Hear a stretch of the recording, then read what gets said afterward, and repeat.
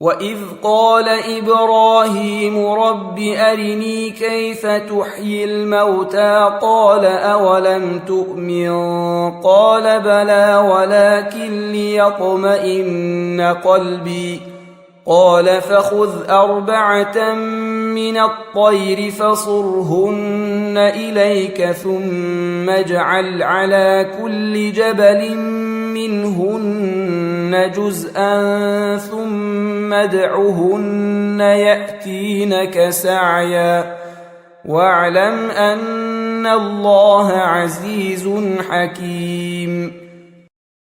আর স্মরণ কর, যখন ইব্রাহিম বলল, হে আমার পালনকর্তা, আমাকে দেখাও, কেমন করে তুমি মৃতকে জীবিত করবে।